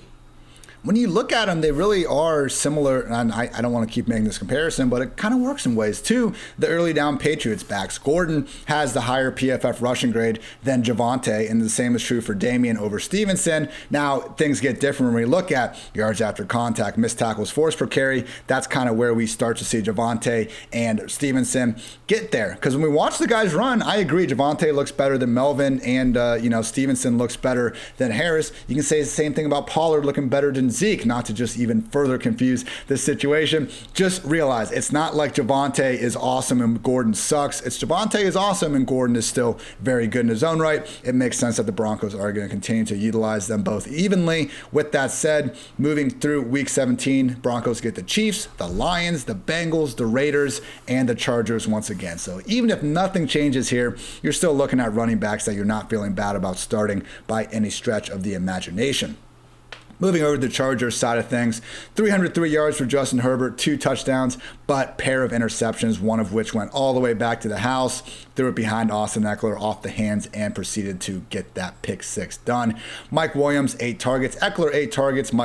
Keenan Allen, 10 targets. You would like to see that. Williams could have had a bigger day if he didn't get this super questionable offensive pass interference that nullified a 25-yard catch. I get it. We're still only looking at like 65 yards, but it kind of goes back to the point we made after last week where that Chargers offense against the Steelers really didn't fix itself. It got in a situation where they hit all their underneath targets and they faced a really banged up group. I think this Broncos defense showed that Herbert and company still have a ways to go to refine that, top overall gear that was on display for the first month and a half of the year. Austin Eckler did save the day with a touchdown receiving, also 6 catches, 68 yards.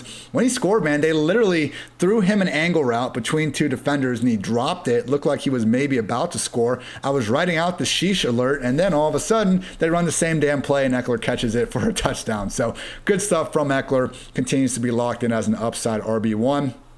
Only other note is not to put too much stock into Jared Cook's day. He did have the 5 targets, but we also had Steven Anderson and Donald Parham remaining involved. And the touchdown to Jared Cook was like the most jump ball touchdown we've had of the season. Mike Williams was back there, as were like 3 Broncos defenders. Credit to Jared Cook for coming down with it. But again, this passing game is going through Keenan, Mike Williams, and Austin Eckler. After Cook, it could also be the tight ends. We got, Josh Palmer, Jalen Guyton out there as well. Do not start Jared Cook if you can at all help it moving forward.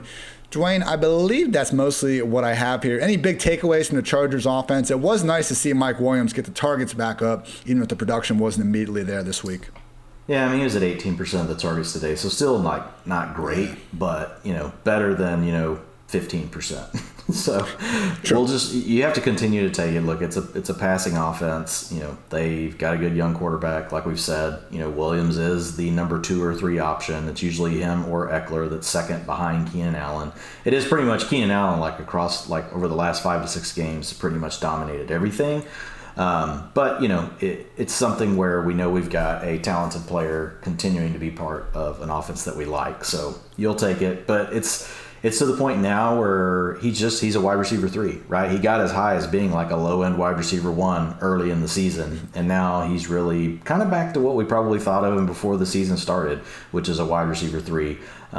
Really, I don't want to call him boom bust, but it's kind of getting to where it's almost like that, though, right, at this point. So, and that's it. You mentioned Jared Cook, only out there 61% of the routes, so don't get too excited about the 5 targets. And, reminded you of, I think that was, who was the rollout from Rodgers to against Detroit that one year, the touchdown? That's what it reminded me of, even though it was way closer. I can't remember the tight end that was to. Rodgers.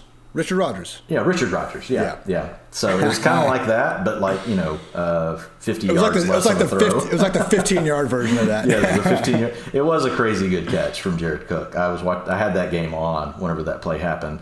Just the Broncos receivers, you kind of already hit on it. It's all spread out. But look, they were just ahead this whole game. So there was never a need really for the Broncos to have to throw the ball. You had 20 dropbacks by Bridgewater, 9 dropbacks by Locke, so only 29 on the game, and it's just hard to really get a lot going.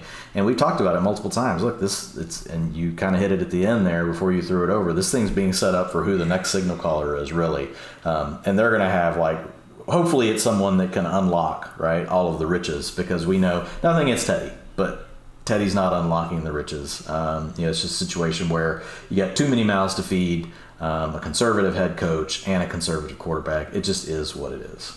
Don't feel bad for Teddy. This dude came back from an injury that 1 million out of 1 million other people probably don't, and he has now set himself up to be an NFL quarterback for the next probably 10 plus years still. Whether or not he ever develops into a top tier starter, I would probably place my bet on no, but that's okay. He's going to make millions of dollars either starting or backing up someone that well. Life could be a lot worse than it will be for Teddy Bridgewater. 49ers took down the Vikings 34-26. Got a little bit dicey there at the end, but they managed to hold on, thanks in large part.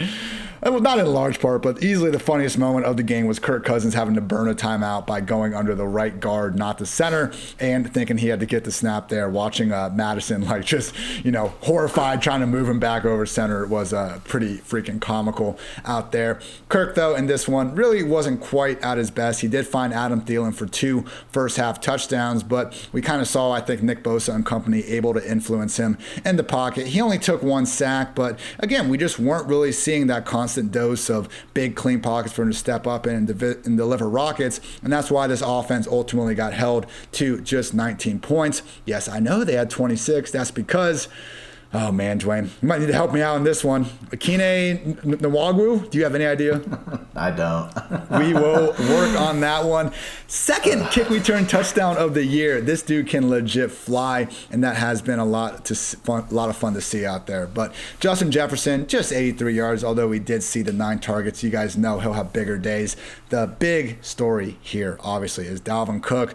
Man, I thought it was like a knee at first because he got carted off, but it was a shoulder injury. He was ruled out after the game, and it does look like this was a dislocation. We do have some news on it from NFL Network's Ian Rapoport, who reports Cook suffered a shoulder dislocation, which knocked him out of the game. He'll have an MRI tomorrow to determine what damage the dislocation caused, but that is rough. Dislocation is bad. That means that it's more than grade 1. As someone that's separated my shoulder back in playing football, separation you can deal with. Dislocation is when it starts to require surgery. Either way, it's incredibly painful, and to have a shoulder injury or a rib injury, man, these are the types of injuries that we can see get re-aggravated and just lessen the ability of a player like Dalvin, who we're counting on handling the rock 20 or 30 times per game. So, man, it could end his season. We have no idea right now, but just realize this is not good for Dalvin. Alexander Mattison came in relief, and as we saw earlier this year, he is going to be locked in as an RB1. And, man, more than ever, Dwayne, because we got Amir Abdullah now taking his, annoying habits over to Carolina and stealing away from Chuba's handcuff value. So Madison's in the clear now, and with Dalvin Cook out of the picture, he's going to be a legit top 10, if not even higher, running back here on a week-to-week basis moving forward. Over with the 49ers, Jimmy G, another just efficient game. First drive or two, he threw a horrific interception to Harrison Smith right over the middle, but otherwise far more good than bad. He found Jawan Jennings for a short touchdown, almost got him for another one, but Jennings ended up having his knee go out of bounds before he could get his foot in. Luckily, we got Brandon Ayuk being the leading receiver, 91 yards, just 6 targets, but that's okay. We at least are out of that doghouse. But none other than Elijah Mitchell, just absolutely dominating with some of these touch counts. 27 carries in this one for 133 yards and a score. Broken finger, Dwayne, doesn't matter. Still caught 5 catches for still caught 5 balls for 35 yards as a receiver as well. Unfortunately, Dalvin was not the only injury we got to talk about in this one, because Deebo Samuel suffered a groin injury and was questionable to return. He did not dud before getting injured, of course, because he's a freaking baller. 6 carries, 66 yards, and a pair of touchdowns. But Dwayne, with Deebo now, it doesn't look like it's a long-term injury. He said after the game he'll have an MRI, but there's not too much concern about the severity of it. He said he could feel it tighten up and just wanted to come out immediately to ensure it didn't worsen up. So maybe adrenaline, I don't know. We probably shouldn't take Deebo's word as gospel for it. We'll see what the doctors say and everything.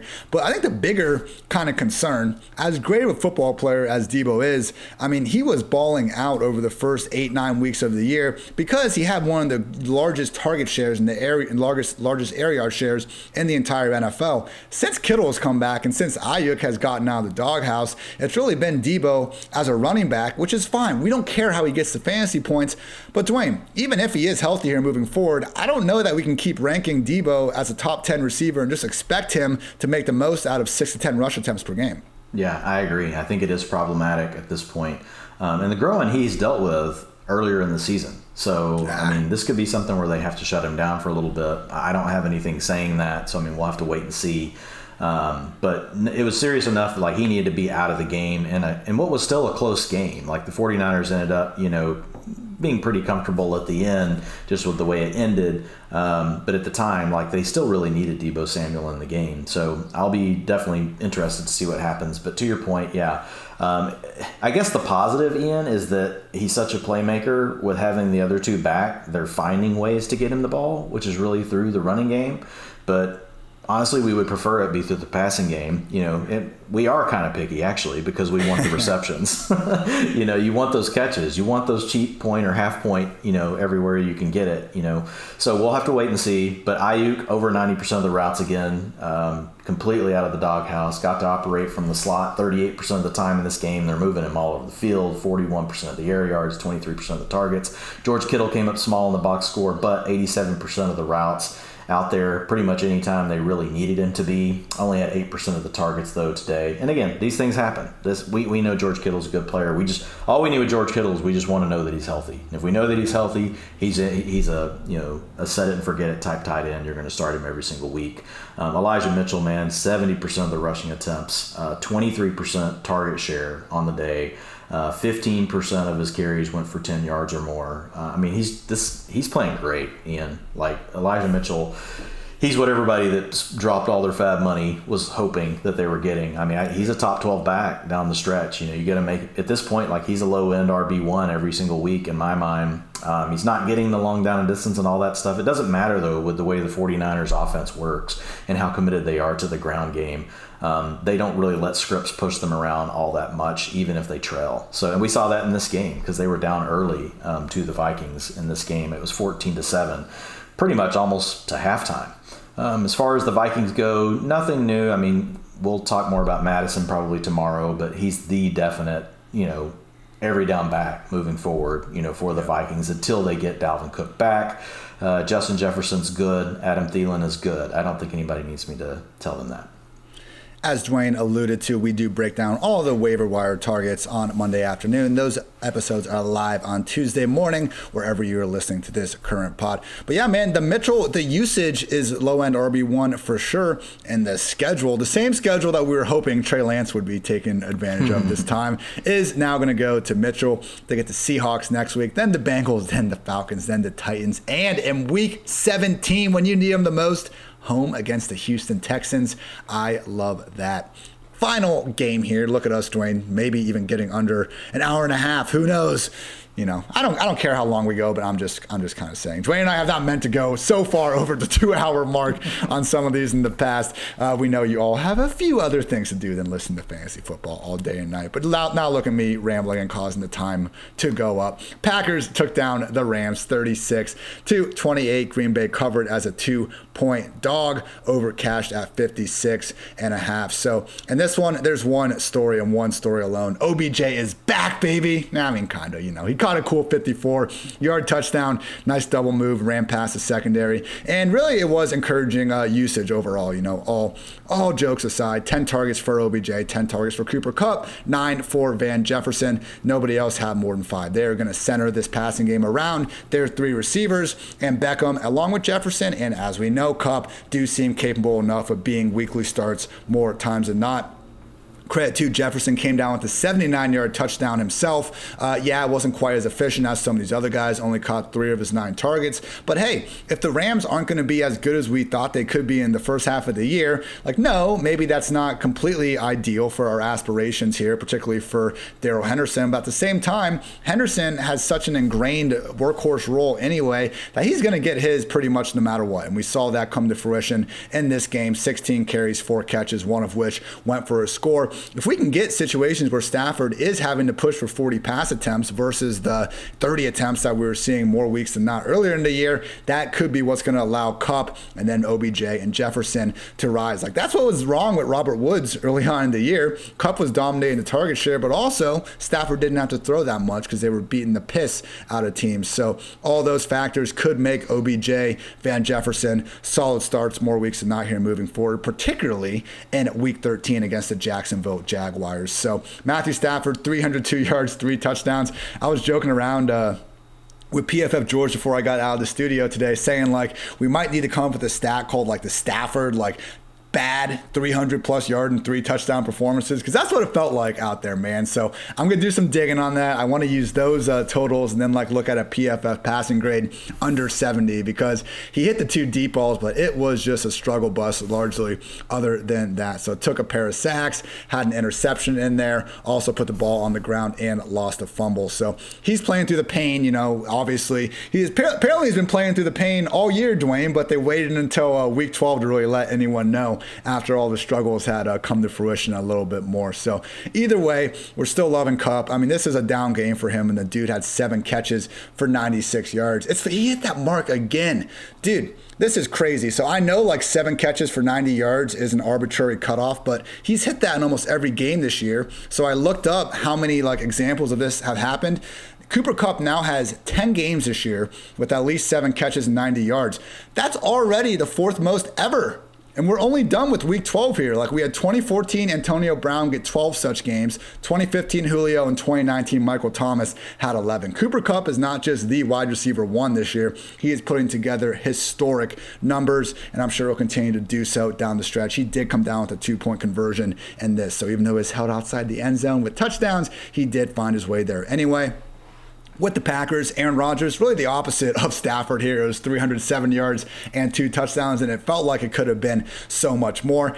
I wouldn't call them big drops. We have some of these sheeshes that are truly brutal. Not so much with these. I mean, we had MVS deep downfield for a potential 50-yarder, and Rodgers got it in his hands, but there were 2 defenders right there, and he took a pretty hard hit. So it would have been an amazing catch from MVS. And also, Allen Lazard had a potential 11-yard score bounce off his hands. Once again, though, he had a big hit on coming, so it wasn't exactly a situation where we expect him to come down with that 10 times out of 10. Dwayne, you called it out on the preview saying Randall Cobb could have a sneaky big game, and boy did he. 95 yards and a score, looking more loose than he has really all year long. Devontae Adams continued to do his usual thing, 8 catches, and Cobb got hurt. He didn't even play the second half. Did not realize that. Good note there. Yeah, 4 for 95 and a T in the first half. Baller. Could have. So just remember this against the Rams. They run all that cover 6, cover 4 match, cover 2, all that stuff. And so it's just, I think there's just this opportunity for some of these underneath, receivers, especially if you've got a quarterback like Rodgers that's I'll take whatever you give me. That certainly helps matters. 2 more quick things on the Rams before we go over to the main event here. So Beckham was playing through a lower back injury, seemed to be hobbling around in and out. Obviously, he still had 10 targets, but just something to keep an eye on throughout the week. We already know he's playing through the torn labrum in his shoulder. Obviously, we would prefer not to have a back injury on top of that. And there was a sheesh with the Rams here. They dialed up a trick play where Stafford threw it behind the line to Cooper Kupp, who then went deep to Van Jefferson, came down with a nice 25-yard touchdown. Unfortunately, just barely missed getting the second foot in. So Jefferson's total actually could have been far bigger, while Kupp could have had that, awfully random wide receiver touchdown pass. But now, Dwayne, for the main event, we had Aaron Jones get back in action here, play through the pain. A.J. Dillon really continued to keep control of the backfield, though. I fully get that Aaron Jones, playing at less than 100%, wasn't probably rushed back into the lineup in order to be the featured guy. At the same time, Dwayne, A.J. Dillon as a rusher and receiver has looked pretty damn good over the next few weeks. We might need to be getting both these guys in our top 24 here once the Packers, I believe they have a bye next week. Once they get back into action, it's going to be tough to keep either Dillon or Jones out of fantasy lineups. Yeah, I mean, it's just a quality offense, and you getting both guys touches. So I agree, and we'll see. I think when fully healthy, Aaron Jones just has a slightly larger role because he's just better in the passing game. I know some of the metrics say, A.J. Dillon's just as good, but there's just routes. Jones is better. There's just routes and things that Jones can do, or that he can run, that really aren't in A.J. Dillon's wheelhouse. Not to say that A.J. Dillon's not good at the things he does. But I think you could argue that A.J. Dillon should have a larger role in short down and distance moving forward, right? Early in the season, we saw really all the stuff inside the 5 go to Aaron Jones. Maybe more of that should go to A.J. Dillon. He's certainly done enough to earn, touches in some way, shape, or form that are above what he was getting early in the season. Today, you didn't see Aaron Jones much in the fourth quarter, only 6 snaps versus 13 for Dillon. You looked at it in the first half, everything was a little bit closer, but as the game went on, they did lean more to Dillon. And I think he just, I don't know if it's a health thing, but at the end of the day, I thought, Dillon just looked better, right, than Aaron Jones today, especially on the ground. But in the first half, it was 26 snaps for Jones and 14 for Dillon. But by the end of the day, they were almost even, 52% to Jones, 48% to Dillon. If you look at the rushing attempts, 52% to A.J. Dillon and 42% to Aaron Jones. Aaron Jones did keep the 2-minute offense. He played 100% of those snaps and 64% of the long down and distance versus 36% for Dillon. So really what you had was Dillon getting slightly more in the rushing game, and then you had really Jones getting around, and I think we could see this. We could see Jones being more of a 40 to 45% of the attempts guy, but getting more of the passing down work and just basically handling all that. And we could see Dillon. We saw times, where that was the case with Jamal Williams before, and that's the way they split the backfield. So that could be something we see down the stretch. And if that's the case, it's going to make both of them startable, to your point. Nothing else on the Packers. Devontae Adams, obviously continuing to dominate. Randall Cobb was only out there for 29% of the routes. He did that on 29% of the routes, averaging 6.79 yards per route run today. Good job, Randall Cobb. Hopefully you get healthy and come back for the next game. But for now, it's going to be, we've seen 2 weeks in a row now where MVS really is the number 2 guy, 78% of the routes, and then Lazard was at 71%. He might not have had as many today because really he and Cobb are the two that rotate in the slot. Like if you look at Lazard, 55% of his routes today come from the slot, 86% of Cobb's were from the slot. On the Rams side of the ball, Darrell Henderson, elite utilization again, 81% of the snaps, 80% of the rushing attempts. He had 71% of the 2-minute offense, 63% of the long down and distance. So a couple of weeks ago, there was a little bit of a concern, and we could never tell for sure because the way that Henderson gets hurt every game, so you don't know how much of something's tied to him being hurt and being knocked out of the series versus a role change. But we thought there was a potential chance that Sony Michel was kind of growing his role a little bit. And Michel's involved. He's handling about 20%, of the snaps, but we're not really seeing anything saying that Henderson's getting anything less than what he was early in the season. So he continues to look good, getting involved in the passing game. That's where he got his touchdown today. And then Cooper Kupp, Odell Beckham, Van Jefferson, so all of them out there for nearly 100% of the routes. 98% to Kupp, 98% to OBJ, 100% to Van Jefferson. And so just kind of looking at the way they're layering the field, average depth of target for Kupp was a 9. Beckham was a 12. That's really more of the Robert Woods role. Van Jefferson, 19. So really the field stretching role. 33% of Van Jefferson's targets were over 20 yards down the field. He also did get to move. They moved him around a lot, though, too. He got to operate from the slot 63% of those routes. He had 9 targets, hauled in 3 of them for 93 yards. OBJ, 9 targets, 5 receptions, 81 yards, 1 touchdown. 22% of OBJ's targets were also 20 yards or more down the field. So, yeah, I agree. I think this is really the way they're going to attack is with these 3 receivers. Tyler Higbee was out there for 90% of the routes. Did have 5 targets, but only 1 of them turned into a reception. And it was just for 3 yards. And he actually went outside of his block instead of inside, or it could have been a nice tight end screen play that probably would have went for further. And we've actually seen that a few times from Higbee this year. Not only not being able to capitalize on the routes that are out there, but actually some of the targets he gets, like just, he's had some bad drops. It's been an all-around bad storm for Higbee, pretty much on the season, despite the fact that he's seeing 90% of the routes. People, that's going to wrap up this edition of the PFF Fantasy Football Podcast. Couple notes, though, before we get out of here. Truly, if you have enjoyed this podcast, any of the work we brought to you this year, I invite you to get 40% off any PFF subscription and use code CYBER40. Look, this is what you want if you want to be a smarter football and fantasy football fan. And, hopefully, listen to all these podcasts, you have just wrapped up so many championships by now. You got a little extra cash in your pocket. Don't be afraid to get all PFF Locked article content, weekly player rankings, strength of schedule for every fantasy player, betting dashboards, and so much more. We got Dwain's utilization report, one of the best articles in the business. This guy almost came to work last Friday on his wife's birthday.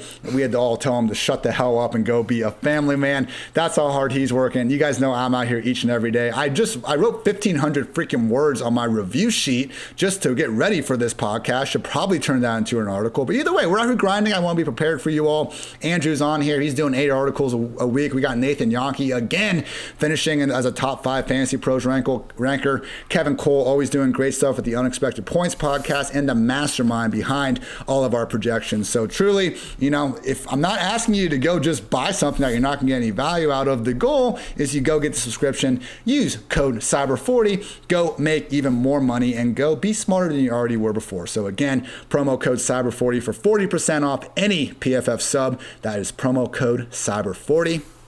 Also, want to give a shout out to our friends at Fantrax. Fantrax is free fantasy football league manager, is the most customizable, easy to use, and feature-rich platform in the entire industry. PFF is playing our leagues on Fantrax this season. You can set up your leagues exactly the way you want. No kickers, no DST, add more flex spots, any of that, no problem at all. And guess what? We know football is almost over. We got fantasy hockey, fantasy basketball, all that going on and more. I'm sure fantasy baseball for too long. So again, Fantrax, they are giving away signed jerseys to a few lucky fans, so sign up now at fantrax.com/PFF to be eligible. Again, that's fantrax.com/PFF.